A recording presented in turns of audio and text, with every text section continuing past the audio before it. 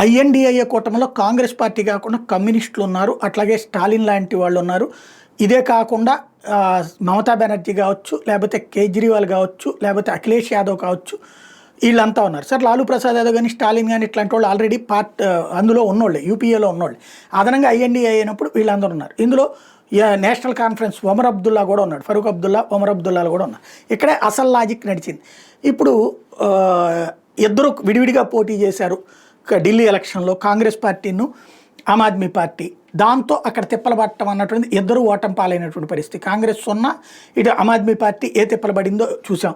అదే సందర్భంలో ఇప్పుడు తను జాతీయ నాయకుడు అవ్వాలనుకుంటున్నాడు కేజ్రీవాల్. త్వరలో పంజాబ్ నుంచి రాజ్యసభకి వెళ్ళడానికి సిద్ధపడుతున్నాడు. ఈ సందర్భంలో ఐఎన్‌డీఏ ఇతర భాగస్వామి పక్షాలని వెటకారం చేయడం ప్రారంభించాడు. బీజేపీతో మొన్ననే నరేంద్ర మోడీ చెప్పినటువంటి ప్రపోజల్ ఏదైతే మన ఊబకాయాలకు సంబంధించినటువంటి ఒక ఛాలెంజ్ విషయంలో ఒమర్ అబ్దుల్లాని సపోర్ట్ చేస్తూ ఒమర్ అబ్దుల్లాని కూడా కంటిన్యూ అవ్వమంటాం, తనతో పాటు అతను కూడా అంగీకరించినటువంటి చూసాం. ఇప్పుడు తాజాగా దాన్ని కేజ్రీవాల్ క్రిటిసైజ్ చేస్తూ ఐఎన్‌డీఏ కూటమిలో ఉంటూ ఇట్లా తప్పుడు మార్గాలు ప్రయాణిస్తున్నారు అన్నటువంటి తరహా అర్థం వచ్చేలా కామెంట్ చేశాడు. దాని మీద ఒమర్ అబ్దుల్లా ఘాటుగా స్పందించాడు. నేను ప్రభుత్వంతో పనిచేస్తున్నాను, జీఓఐ అంటే గవర్నమెంట్ ఆఫ్ ఇండియా, కేంద్ర ప్రభుత్వంతో పనిచేస్తున్నాను. జమ్మూ కాశ్మీర్ ప్రయోజనాల కోసం కేంద్ర ప్రభుత్వంతో పనిచేయాల్సిన అవసరం ఉంది.